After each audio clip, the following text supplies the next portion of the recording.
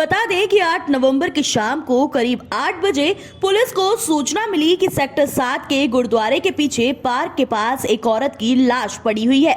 सूचना मिलते ही तुरंत मौके पर DCP Ballabhgarh, DCP crime, ACP crime branch की टीमें, एफएसएल की टीम और थाना प्रबंधक सेक्टर 7 घटना स्थल पर पहुंचे। घटना स्थल का निरीक्षण किया गया और पब्लिक मेन विशाल की शिकायत पर थाना सेक्टर 8 में हत्या का मुकदमा दर्ज किया गया। पुलिस आयुक्त विकास अरोड़ा के आदेश पर केस की गंभीरता को देखते हुए डीसीपी क्राइम मुकेश मल्होत्रा के निर्देश पर एसीपी क्राइम सुरेंद्र श्योराण के मार्गदर्शन में क्राइम ब्रांच की 4 टीम सीआईए यानी कि सेक्टर 85 और 30 और सेंट्रल व एनआईटी की टीमों द्वारा आरोपी की धरपकड़ के लिए विभिन्न पहलुओं से जांच को आगे बढ़ाया गया। घटनास्थल के आसपास के कई किलोमीटर तक के सीसीटीवी कैमरे की फुटेज खंगाले गए, मुखबिरों को सक्रिय किया गया। गिरफ्तार किए गए आरोपी की पहचान मनोज निवासी जिला सैम का नेपाल हाल अपोजिट स्टेडियम सेक्टर 12 फरीदाबाद के रूप में हुई है। आरोपी ने प्रारंभिक पूछताछ में बताया कि वो लेबर का काम करता है और दिनांक 7/11/2022 की शाम को वो लेबर चौक से सेक्टर 17 फरीदाबाद से काम करके सेक्टर 7 फरीदाबाद की तरफ जा रहा था। उसे एसआरएस मॉल के पास बने एक पार्क के पास सड़क किनारे एक औरत बैठी दिखाई दी। शराब के नशे की वजह से उस औरत को देखकर उसकी नीयत खराब हो गई। बातचीत करने के मकसद से उसके पास गया। बातों ही बातों में पता चला कि उस औरत का उसके पति के साथ मनमुटाव होने के कारण वो यहाँ आकर बैठी है। आरोपी ने महिला को विश्वास में लेने के लिए सहानुभूति जताते हुए मीठी मीठी बातें करने लगा और कहा कि मैं अविवाहित हूँ, तेरे से शादी कर लूंगा और अच्छे से रख लूंगा। मैं लेबर का काम करता हूँ, लेकिन मैं खाना बनाना भी जानता हूँ।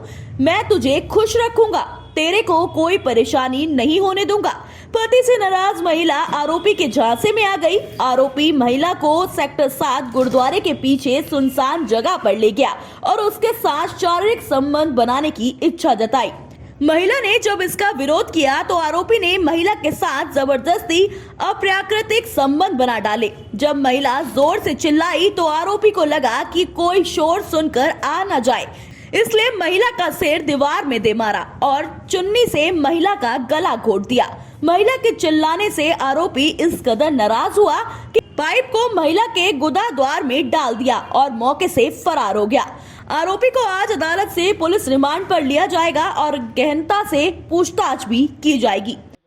अपडेट है सर, ये 8 तारीख को एक सेक्टर 8 पुलिस स्टेशन में एक सूचना मिली थी कि एक महिला की जो लाश है वो गुरुद्वारा सेक्टर 7A में दीवार के साथ पड़ी है, जिस पर मुकदमा दर्ज करके इसकी तफ्तीश करी गई थी, जिसमें सीआईए की मामले की गंभीरता को देखते हुए सीआईए की इसमें 4 टीमें लगाई गई थी। सीआईए 30, सीआईए 85, सीआईए सेंट्रल और सीआईए एनआईटी। चारों टीमों ने बड़ी मेहनत से और मशक्क़त करते हुए अलग अलग पहलुओं पर तफ्तीश करी, जिसमें दोषी की पहचान सीसीटीवी फुटेज द्वारा मनोज कुमार सन ऑफ लाल बहादुर, जो कि नेपाल का रहने वाला है, जो यहाँ पे लेबर का काम करता था, हुई, जिसको आज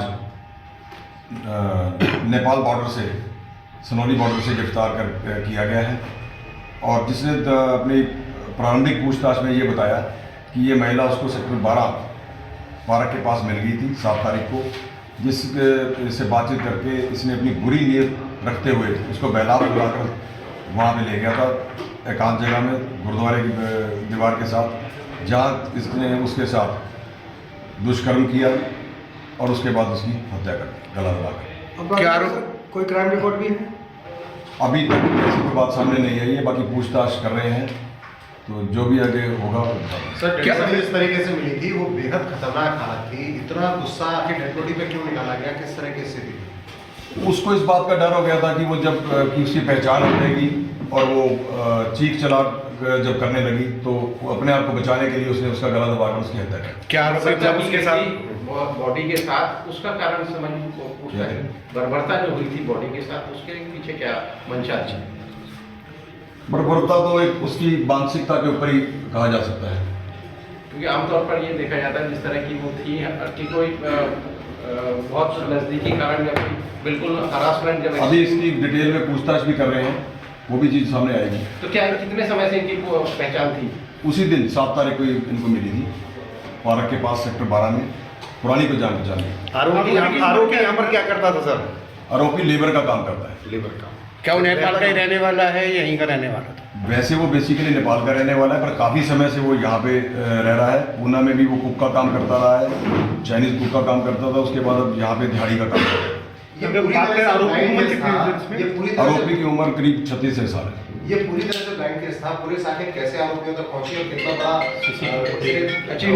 अचीवमेंट कहा जाए या ये कहा जाए कि पुलिस के ऊपर बहुत ज्यादा इस बात का फिक्र था कि इस केस को सॉल्व किया जाए? पुलिस लगातार जो है अपने इस केस को बिल्कुल भी पूरी गंभीरता से लिया और बड़ी बारीकी से कम 1.5-2 किलोमीटर के दायरे के सीसीटीवी फुटेज खंगाले और सीसीटीवी से फुटेज से ही इसकी पहचान की। सर जिस तरीके से उसकी निर्मम हत्या की गई, क्या ये एक आदमी द्वारा पॉसिबल है? आपकी थ्योरी क्या कहती है? अभी तक प्रारंभिक पूछताछ में एक ही दोषी है। अब अगला कदम क्या है पुलिस का? इसको आज कोर्ट में पेश करेंगे, रिमांड लेंगे और इसकी डिटेल में पूछताछ करेंगे। जिस तरह से कार्यशैली है कि ब्लाइंड केस भी सॉल्व आउट कर दिया, कुछ इनाम वगैरह भी रखा गया है इन टीमों के लिए? कुछ इन टीमों की हौसला अफजाई के लिए डीजीपी साहब ने 1 लाख रुपए का इनाम घोषित किया है। सर एक सवाल इसी पे था, जिस तरह आपने कहा कि 2 किलोमीटर के पूरे दायरे में जो सीसीटीवी थी वो खंगाली गई, ये अपने आप में हिंट, हम ज्यादा इन्वेस्टिगेशन का पार्ट है वो नहीं पूछेंगे, लेकिन ये जरूर समझना चाहेंगे कि आखिरकार कितना टेढ़ी खीर था यहाँ तक पहुंचना। उस थोड़ा जितना बता सकते हैं ऑन रिकॉर्ड कि आखिरकार हिंट कहाँ से मिला और इतनी लंबी दौड़ है, नेपाल बॉर्डर के आसपास का जिक्र इसमें है आपके जो प्रेस नोट में भी, पॉसिबल जो एक हिंट था या कहीं जिस तरह की कार्यशैली थी? जब सीसीटीवी फुटेज को खंगाला गया तो उस एरिया को जीरो डाउन किया गया जहाँ पे उसकी पॉसिबिलिटी ज़्यादा बनती थी। वहाँ पे फिर हमने अलग अलग टीमें लगाकर इसकी फुटेज को पहचान के लिए और फोटो इसकी डेवलप करवाकर अलग अलग टीमें लगाकर वहाँ भेजा, वहीं से इसकी शिनाख्त हुई। ये आसपास काम करता था क्या? जहाँ जगह हत्या हुई है वहाँ इसका काफ़ी आना जाना, कुछ 9 लोग उसके वहाँ पे रहते हैं। कितने बजे की ये वारदात रही होगी जिस दौरान उसने उस महिला की हत्या की? ये वारदात का समय कोई 8:30 बजे का, 8-8:30 बजे का है। क्या कुछ पता चला कि किस व्हीकल से वो 12 सेक्टर टाउन पार्क से उस महिला को वहां तक ले गया? अभी तक पूछताछ में उसने बताया कि पैदल ही वो गया था। 6:30 बजे उसके साथ उसकी मुलाकात हुई थी, वहाँ से वो पैदल ही गया था बिलाव से लाकर। सर एक सवाल उठता है, बताया जा रहा है 2 से 3 दिन लगभग सब पुराना था, तो क्या 2 से 3 दिन तक पता ही नहीं लगा कि महिला का शव वहाँ पड़ा हुआ है? नहीं, महिला को 7 तारीख को इसने घटना को अंजाम दिया है और 8 तारीख को पता लगा।